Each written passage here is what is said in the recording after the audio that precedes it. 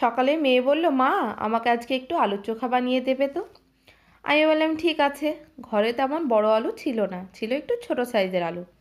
সেই ছোট সাইজের আলু আমি 3টে ভাতে দিয়ে সেদ্ধ করে নিয়েছিলাম।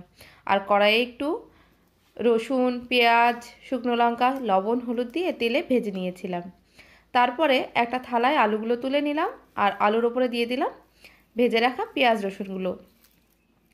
যখন ছোটোবেলায় মা বাড়িতে থাকতো না, তখন আমরা এই আলুর চোখা বানিয়েই খেয়ে নিতাম।